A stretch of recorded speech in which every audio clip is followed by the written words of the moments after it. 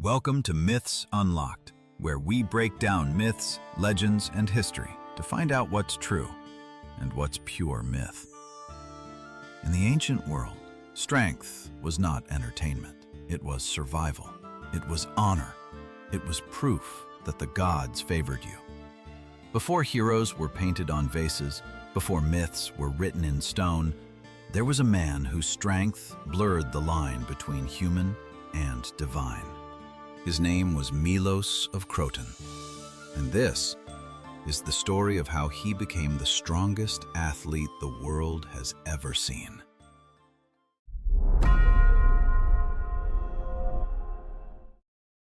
Croton was famous for producing exceptional athletes, but also exceptional thinkers.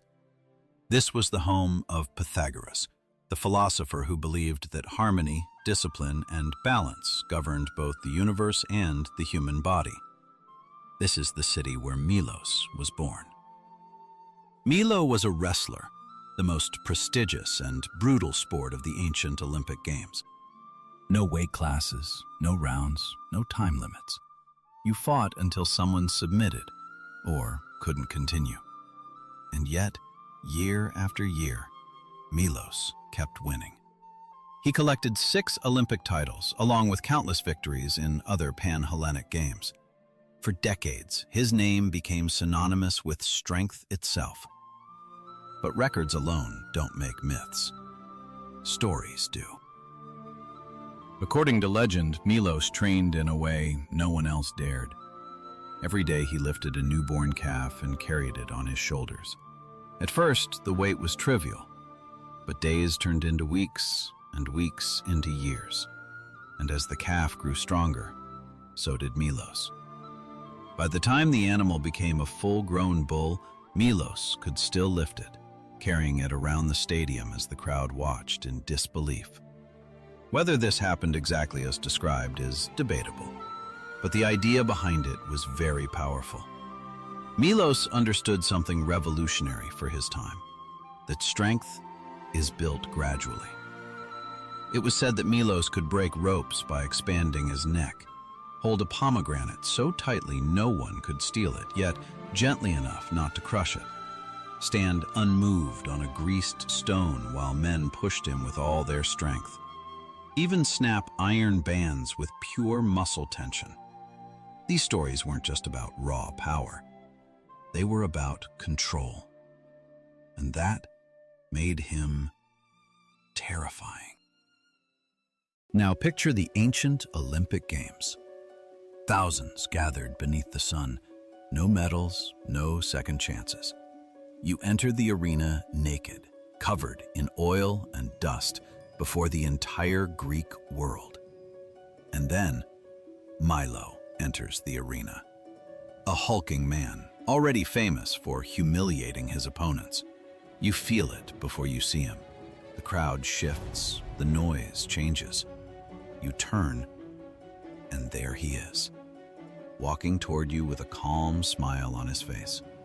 Not mocking, not rushed, confident.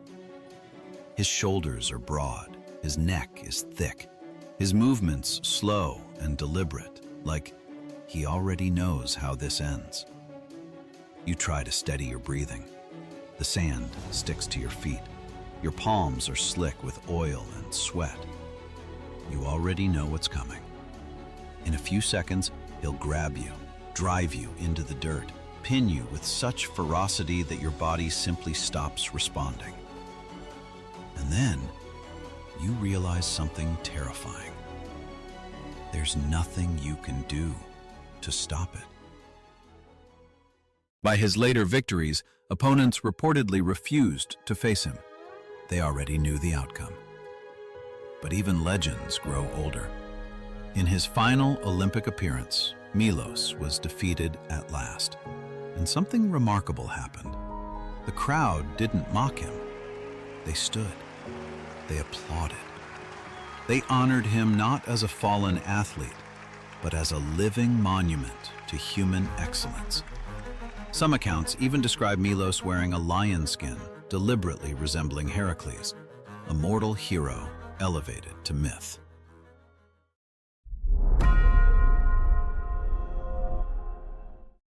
So where did these stories come from?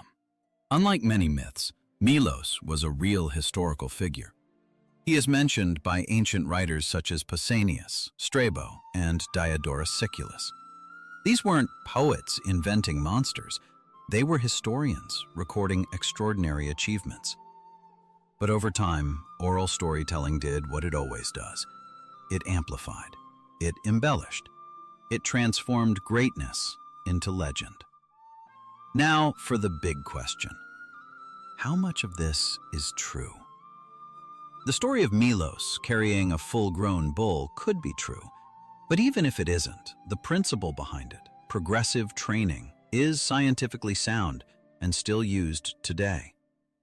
Could Milos snap thick ropes tied around his neck or chest simply by expanding his muscles? Possibly. Breaking ropes through tension, posture, and breath control is achievable, especially for elite athletes. This myth highlights controlled strength, not brute force. Could Milos stand on a stone discus coated in oil while multiple men tried and failed to push him off? Highly plausible. A low center of gravity, elite balance, and years of wrestling experience make this completely believable. It also fits perfectly with what we know about ancient wrestling techniques. Could he burst an iron band around his forehead by expanding his muscles? Well, that part is probably exaggerated. One thing is certain, though. Dominating elite athletes for decades, that part is undeniable. After all, Milos remains the most successful Olympian in recorded history, and very likely the strongest Greek to ever walk the earth. Finally, legend says Milos once tried to split a tree with his bare hands. The trunk snapped shut, trapping him in place. Unable to escape, he was left to die. Was this a real account? Most certainly not. But the symbolism is clear. Even the strongest man who ever lived can be undone by hubris.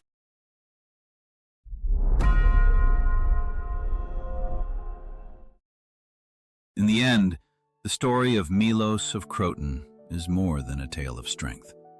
It's a story about discipline, about patience, about knowing the limits of power. The Greeks didn't tell these stories to deceive. They told them to teach. That greatness is built slowly, that discipline can outlast talent, and that legends, no matter how strong, are still human. And that's why, over 2,000 years later, we're still telling the story of Milon of Croton.